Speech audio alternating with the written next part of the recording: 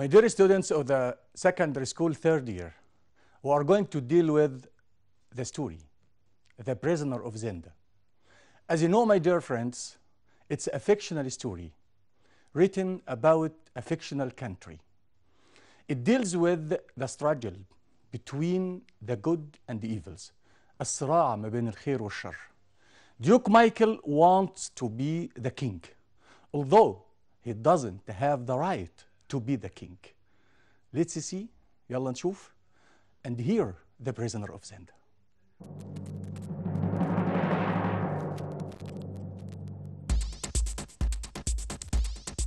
The Prisoner of Zenda, Chapter 5, Part 2. Summary of Chapter 5, Part 2. The next day, Sabt read Rodolph Rassendel the latest report from the chief of the police. سبت بيقرأ التقرير للملك. The report said that Michael left the capital and went to Zenda. An hour later, 3 of his men followed him. The Dutchard had a bandage around his arm. يعني the Dutchard عنده ضمادة، عامل ضمادة حول دراعه. رودولف راسندل was pleased، اتبسط قوي ان his shot the night before، ان طلقته لداتشارد وهم في السمر هاوس لما اطلق عليه النار من الخلف ورودولف راسندل بيجري لقدام وضربه من ورا كده، shot the night before had been a good one، كانت طلقة ممتازة واصابت مين؟ the Dutchard. The report also said that people of the capital wanted the king to marry Princess Flavia. الناس عايزة الملك يتجوز برنسيس فلافيا as soon as possible. ده الطبيعي. If this didn't happen، ولو ده ما حصلش والملك ما وافقش، the princess should marry Michael. عشان كده أبول had been held for Flavia. وأبول دي خدناها في تانية سنة ومعناها حفلة راقصة أقيمت على شرف برنسيس فلافيا. رودولف راسندل was supposed، مفترض في الحفلة to ask the princess to marry him، انه يطلب منها انه هي تتجوزه. The ball was a great success. الحفلة الراقصة كانت رائعة جدا. Flavia told Rodolph Rassendel that everyone said that he had done a very good job. طبعا هي بتمجد فيه وتقول له الناس كلها مبسوطة من اللي انت بتعمله، لانه طبعا كلنا عارفين ان هو غير صورة الملك الحقيقي عند الشعب. رودولف راسن told Flavia that when he was younger، الغلطة اهي، لما بقول لها أنا لما كنت أصغر صغير he didn't realize that a position in society had responsibilities. أنا لم أكن أدرك إن المسؤولية أو إن المكانة دي هتحملني مسؤولية. طب إزاي وأنت ملك؟ إزاي وأنت كنت ابن ملك وعارف إنك هتبقى ملك في يوم من الأيام، إزاي ما كنتش مدرك إن في يوم من الأيام هيبقى عندك مسؤولية؟ فدي كانت سقطة من سقطاته. He thought he didn't need to worry about society. كان فاكر انه مش لازم يقلق على المجتمع. As he believed that was someone else's job. دي وظيفة واحد تاني، لا وظيفتك انت، لان انت في يوم من الايام كنت هتبقى ملك. Flavia was surprised to hear that. عشان كده اندهشت. She believed that Rodolph Rassendel always knew that he would become king. ده انت دايما عارف انك في يوم من الايام هتبقى ملك. رودولف راسندل thought that he had made a mistake. هي فعلا he made a mistake. رودولف راسندل wanted to tell Flavia the truth about himself. طب ينفع يقول لها الحقيقة عن نفسه دلوقتي؟ He believed she would know what had happened to her future husband. طب ليه عايز يقول لها؟ لأن هو بيؤمن إن لازم تعرف إيه اللي حصل لزوجها بتاع المستقبل، اللي هو الملك الحقيقي رودولف الفابرج. Just as رودولف، مجرد ما رودولف was going to tell Flavia the truth، اللي حصل سبت appeared at the door and told Rodolph Rassendel that someone wanted to see him. قال له سموك في واحد عايزك، واحد عاوز يكلمك. ده عشان ايه؟ عشان يمنعه انه يقول الحقيقة لمين؟ لبرنسيس فلافيا. The next morning، تاني يوم، رودل فراسندل told the Sabt he couldn't stand pretending to be the king. قال لي سبت he couldn't stand، مش قادر يتحمل pretending to be the king، يمثل دور الملك ده. Anymore as it was not fair، ليس عدلا for the people of Ruritania and it was not fair for the princess. رودل فراسندل wanted to see Flavia. The princess received 2 letters. جالها جوابين، استلمت جوابين. The first letter was from Michael inviting her to visit Zenda. Michael invited Princess Flavia to visit Zenda. The second letter was from Antoinette de Maubin, who warned Flavia not to accept any invitation from Michael and not to go anywhere without many guards. Rodolphe Rassendyll told Flavia to pretend that she was ill, so as not to go to Zenda. Rodolphe Rassendyll asked Marshal Strakens to guard Princess Flavia and to protect her from Michael's men. Rodolphe Rassendyll decided to go to Zenda. ليه؟ To save the king. هيبدأ يتحرك. He told Marshal Strakens that every evening he would send him a message. Michael wanted to take the crown. Michael might try to kill the king. Answer the following questions. What did the report of the police chief say? التقرير نفسه بيقول ايه؟ It said that Duke Michael left the capital of Zenda, followed by 3 of his sexmen. Why did Rodolphe Rassendyll think it wouldn't be fair for Princess Flavia if he asked her to marry him? He thought so because he wasn't the real king. But what mistake did Rodolphe Rassendyll make while he was talking with Princess Flavia after the ball? وعمل غلطة كبيرة وهو بيتكلم معاها. He made a mistake when he said that when he was young he didn't need to worry about society and that he thought that was someone else's job وده وظيفة واحد تاني. Flavia was very surprised as she thought he was the real king and he should have always known that he would become king. Why did Rodolphe Rassendyll want to tell Princess Flavia the truth about himself? ليه؟ Flavia was kind and clever. She was going to marry the king. She should know what happened to her future husband. And should also know about Rodolphe Rassendyll's game. Why did Rodolphe Rassendyll realize that his game pretending to be the king had gone too far to go back? Rassendyll realized so because he couldn't tell anyone who he really was or they would think he was made. أدرك إن لازم ما يقدرش يقول لحد لأن الناس ممكن تفتكره مجنون. In addition, he wanted to save the king. Why did Rodolphe Rassendyll think that pretending to be the king was unfair? He thought that he had deceived the people of Ruritania and Princess Flavia. Why did Rassendyll decide to go to Zenda? He decided to go there to save the king. Princess Flavia received a letter from Duke Michael. What did the Duke ask her to do? He had invited her to visit Zenda. What did Antoinette de Maubin warn Flavia not to do in her letter to her? Antoinette de Maubin حذرت فلافيا انها ما تعملش حاجه. حذرتها من ايه؟ She warned her حذرتها not to accept ما تقبلش any invitation from Duke Michael and not to go anywhere وما تروحش اي مكان without many guards.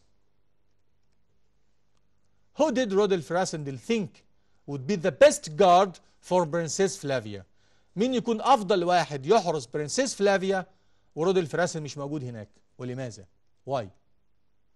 مارشال ستراكنز. ده مارشال would be the best guard for Princess Flavia. ليه؟ Because Rodolphe Rassendyll trusted him. إنه بيثق فيه جدا. What did Rodolphe Rassendyll ask Marshal Strakens to do to protect Princess Flavia؟ طب طلب منه يعمل إيه عشان يحميها؟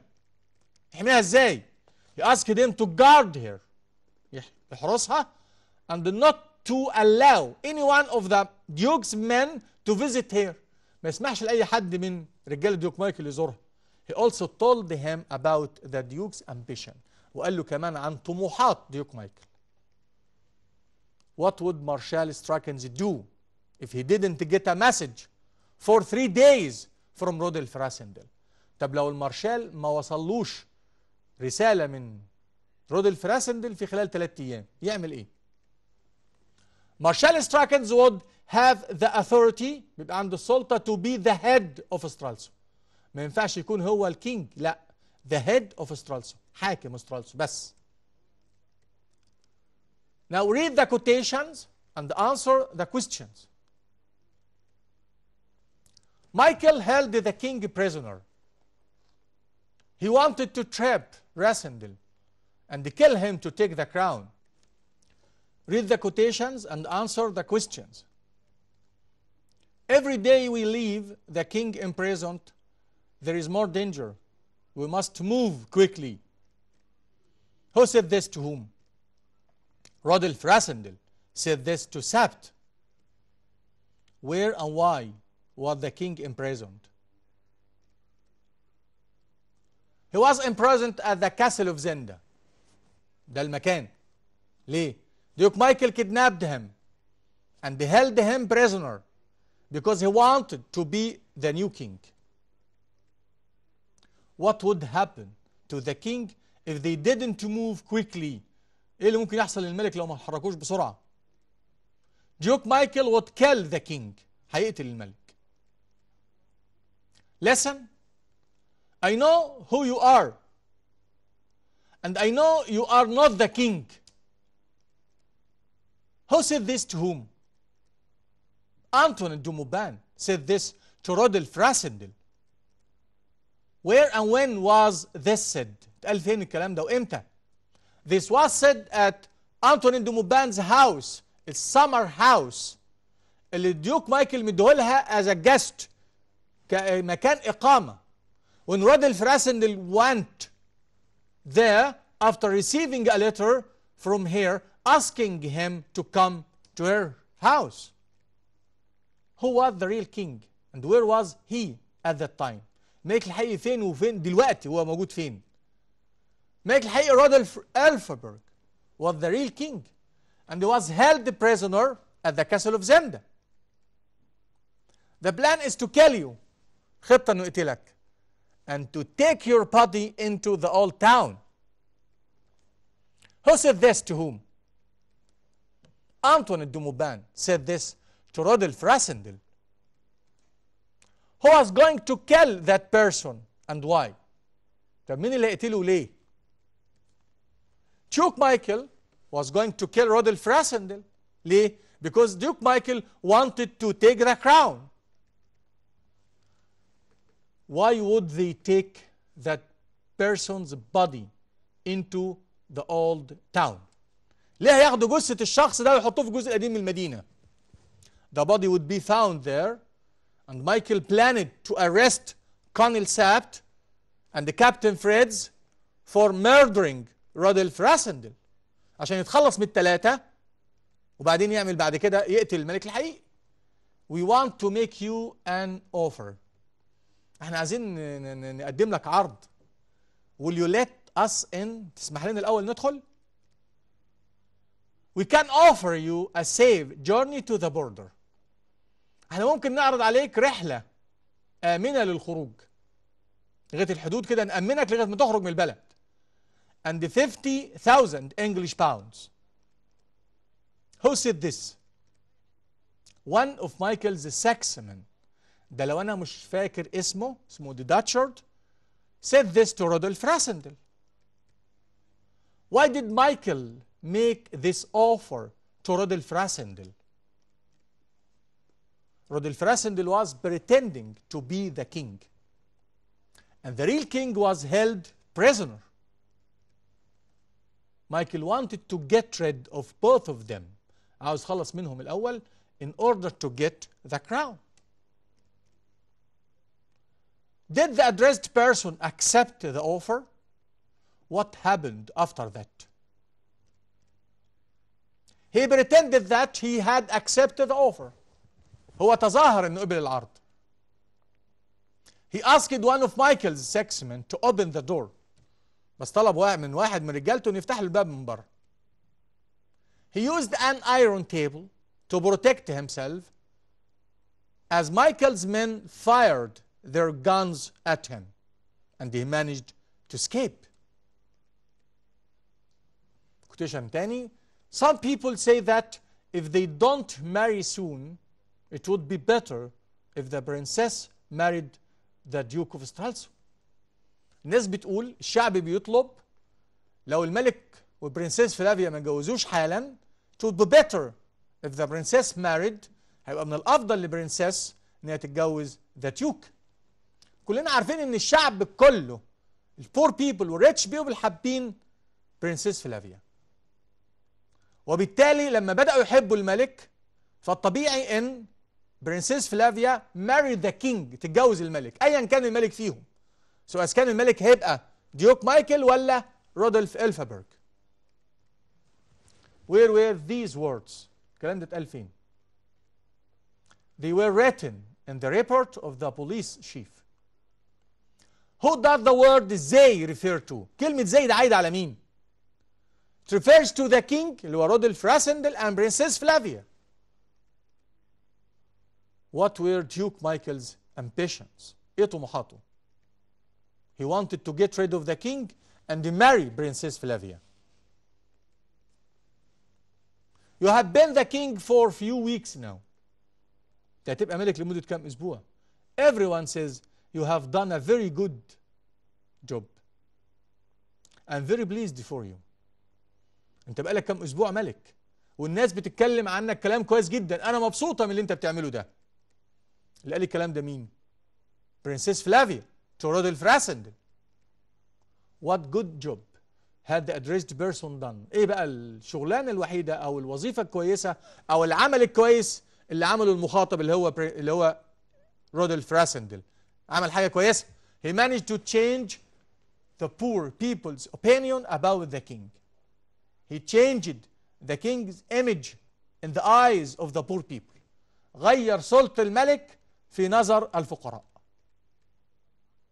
He showed the poor people that he trusted them.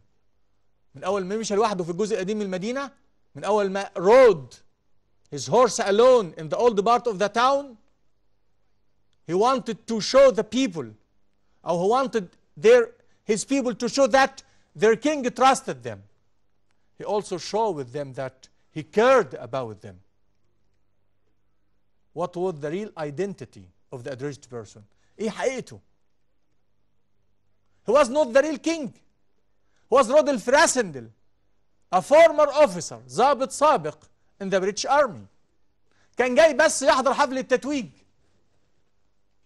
يحضر حفل التتويج بتاع رودولف إلفابرج. لما لقى ان الملك اتخطف he played the role of the king. لعب دور الملك because he looked like him شكله and he spoke perfect Germany وبيتكلم ألماني ممتاز.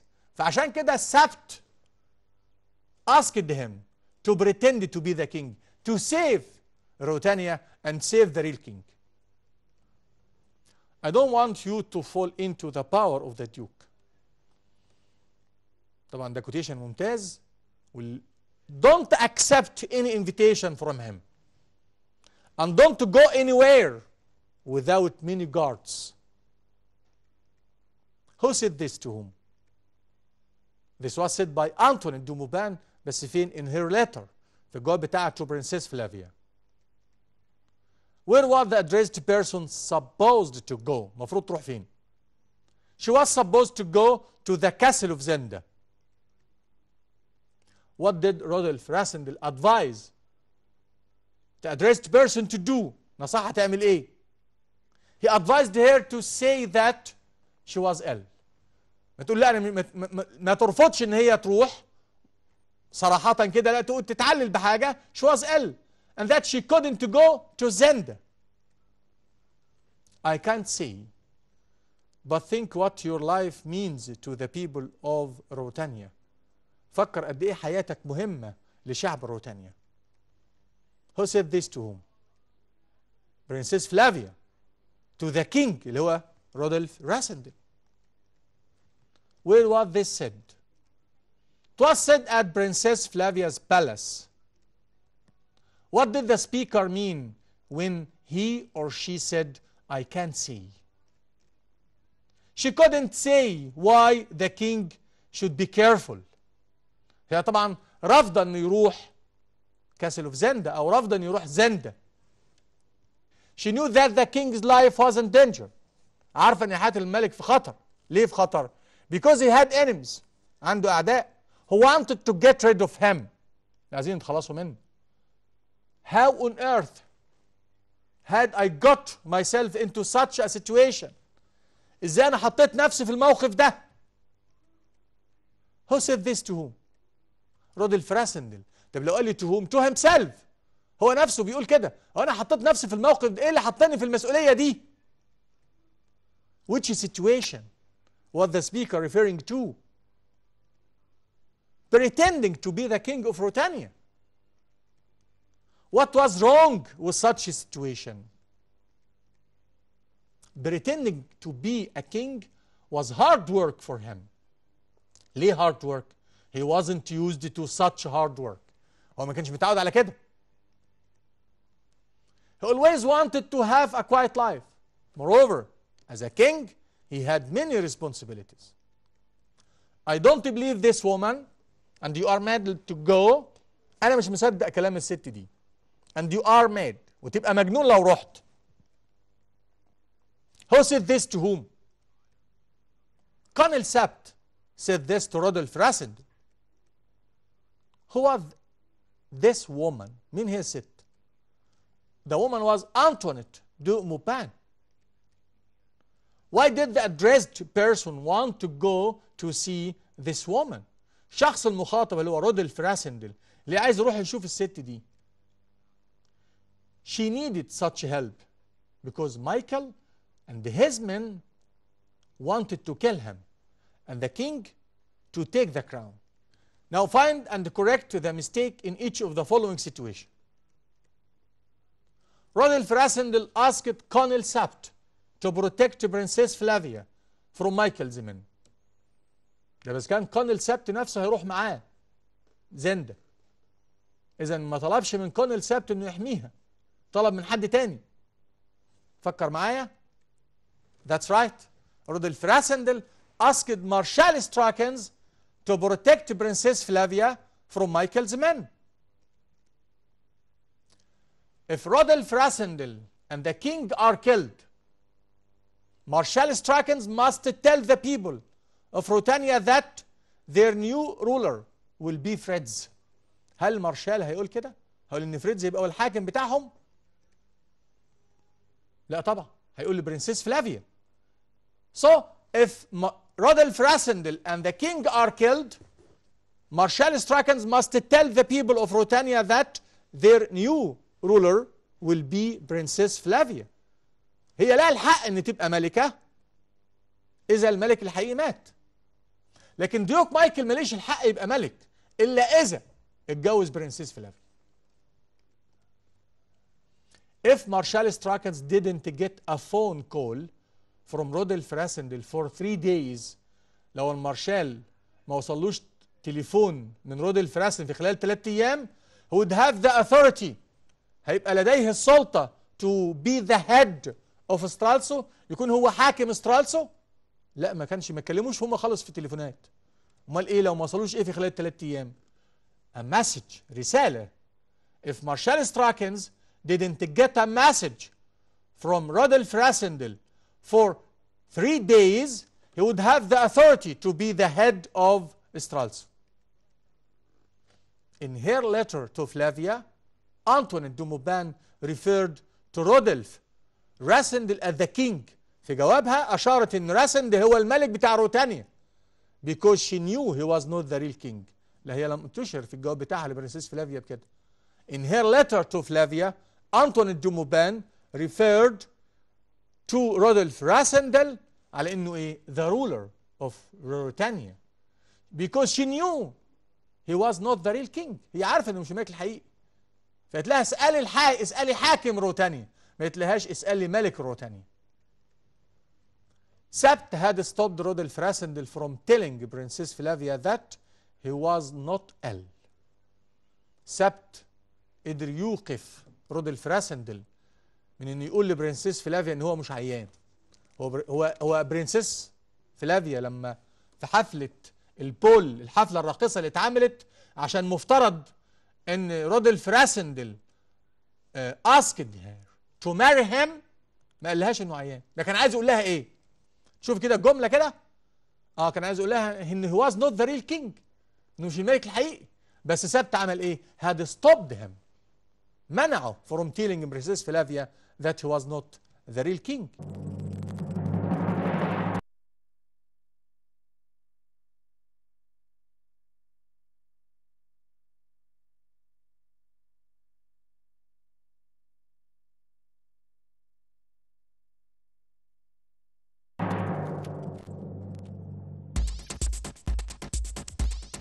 Now, my dear friends, we come to the end of this chapter today.